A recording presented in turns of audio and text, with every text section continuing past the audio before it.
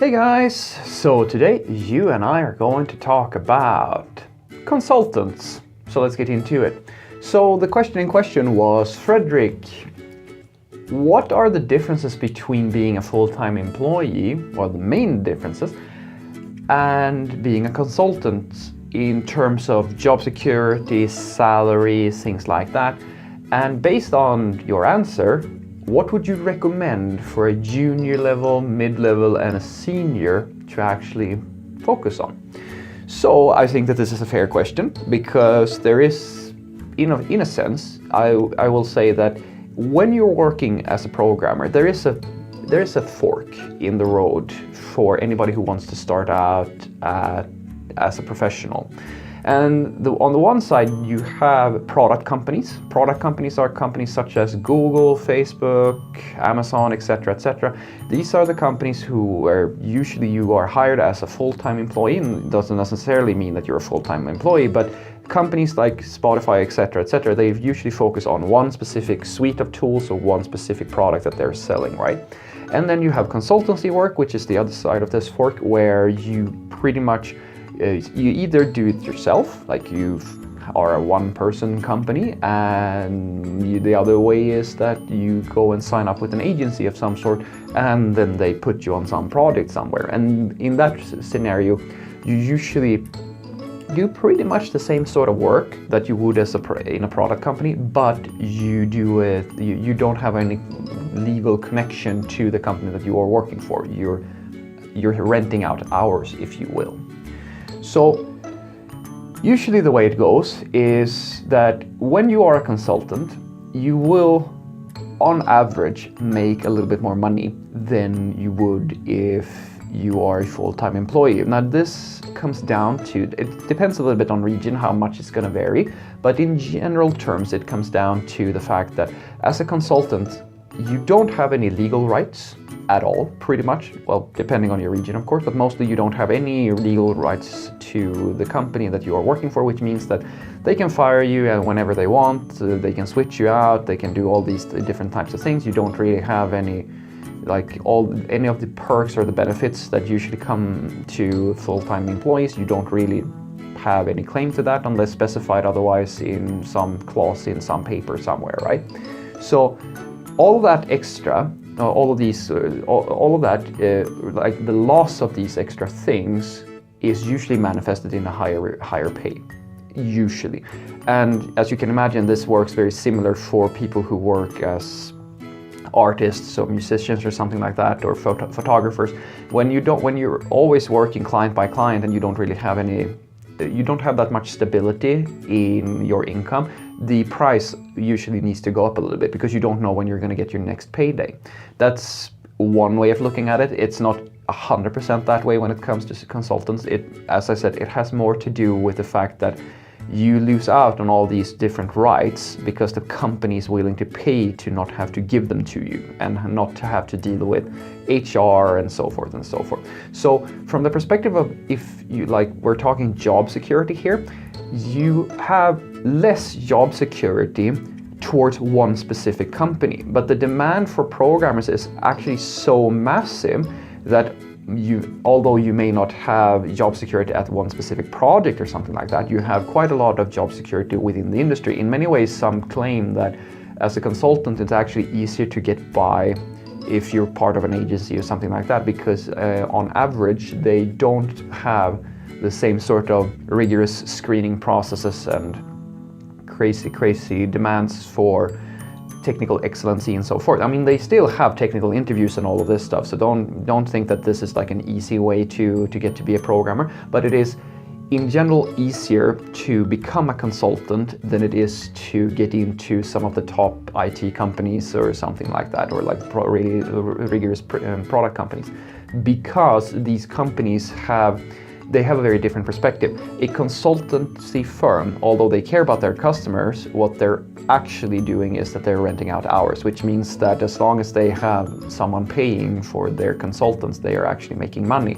The product company will only make money if their product is a success, which means that they have their incentive for making sure that they have top quality people is a lot higher than for a consultancy, because you can in theory have really shitty consultants and still make money if you just find the right buyer for their time.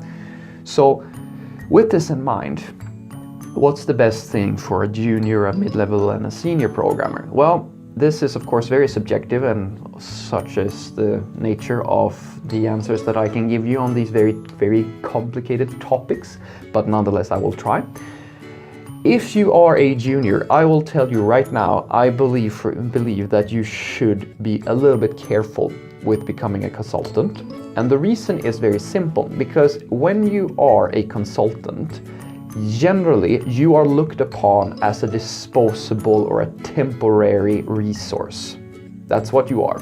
When you are a consultant, you are not you're not part of the team in the same way. In the eyes of the company, in the eyes of your employer, and so forth and so forth, you are rented. That's what you are. And when you're rented, people will not invest in you in the same way that they will invest in someone who is a full-time employee, because of the same thing as I was saying. In one scenario, if you're the employee, your productivity and your personal growth stands in direct proportion to how much the company wants to invest in you, but the company also gets this sensation that you're going to stick around, you're going to produce a lot of value, and you're going to help them actually make money. If you're a consultant, that's usually not the same. It's not the case. They're simply getting you to do something and then they might switch you out. In reality, I actually know quite a few consultants who, I mean, they're just consultants, but they are have been at the same company for years and years and years, just basically doing the same sort of work. It's just that they do it as a consultant, right? So you will find that it is less likely that people will invest in your personal education and your growth and stuff like that. And you might also get the sensation that there is a little bit of there's more pressure on you to perform, to get productive and stuff like that, because people are looking at you as I said, this rent, and if the renter that you have isn't really producing as much as you want, then yeah, maybe we should switch that person out, or maybe something's wrong, and so forth and so forth. But as I said, when you're a full-time employee, you usually have the investment in you is greater. Now, this may not be important to you, but I will argue that for most juniors, this is extremely important, because when you are first starting out, it is vital for you to have more senior experiences around you who can help you learn the ropes of the industry, learn the ropes of programming, learn the ropes of all of these different things. And if you are a consultant and nobody really thinks of you as this person that they want to invest in, that's going to hinder your development. This is not always the case. You can be a consultant and still get all of these perks, but even the agencies themselves are very shit. Like, at least from what I can see in my region, they're really shit at this. Like, it's almost laughable how little they invest in the education of their staff. Because, as I said, that's not what they are about. They are about making money from the hours that they are renting out. And they can achieve all of these things without actually investing in you, because the revenue stream is not tied into you. It's tied into the person that they can sell you to.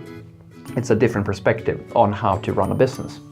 So for a mid-level and a senior, I think consultancy work is something that you can absolutely consider. Definitely, if you're a senior, you can actually make quite a lot of money if you're a senior developer and you know how to market yourself. Because, as I said, like, usually the thing that people are looking for when they're looking for a consultant is someone who really knows their stuff.